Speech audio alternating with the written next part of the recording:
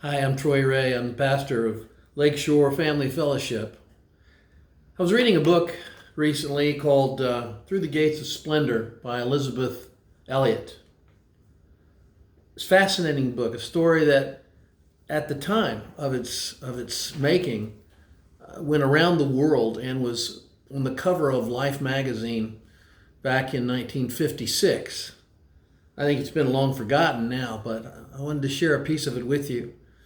It's a story of five missionaries: Roger Youderian, Jim Elliot, the husband of the woman who wrote the book, Ed McCully, Pete Fleming, and Nate Saint. Nate Saint.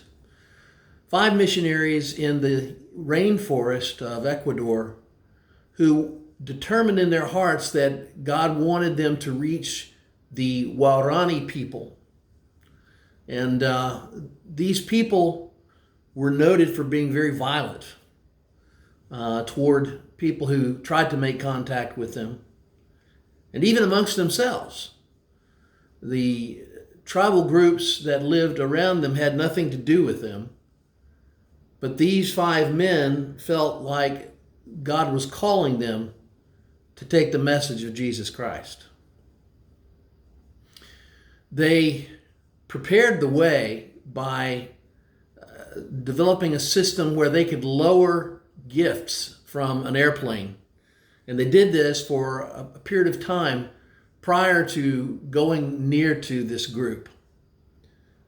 And to their encouragement and surprise, the people would send back up gifts the way that they had come down. And so they believed that the time had come for them to make personal contact. They found a place in the jungle on a river that had a very large sandbar where they could land their plane and establish some supplies. And they set up there. And on January the 8th of 1956, the people came to them. They were warriors. And with lances, the Waorani killed all five of the missionaries brutally. Now that's a story that would cause you to say, God, why? Why would you do this to people who only wanted to serve you and to seek you? That's a good question. It's an old question. It's a question, I think, that may be going around the circuit now with regarding this virus that is threatening the whole world. Thousands, tens of thousands of people have died. And I can't help but imagine that there are many people who are saying, God, why would you let this happen? There might be some even who would say, God, why did you make this happen? I've heard some of my peers in the faith rather recklessly say, this is God's judgment. Well, I suppose they know more than I do. I don't see this as the judgment of God. God has judged in different ways throughout history. I don't think this is the judgment of God. But it leaves the question of why God would allow something to happen that is so seemingly cruel, so ungodlike. And so you have to go back to get the rest of the story, at least for these five missionaries.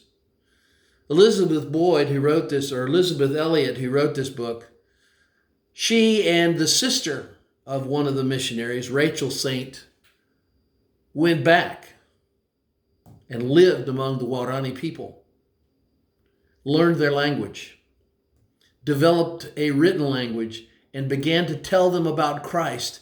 And the Waorani people began coming to Christ.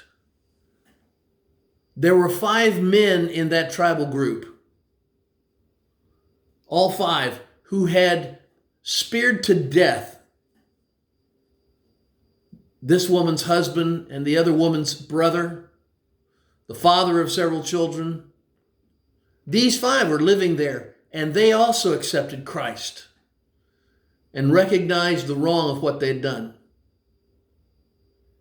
And one of their number, a man named Micaiah, who had killed one of these men, became the pastor of the Waorani people.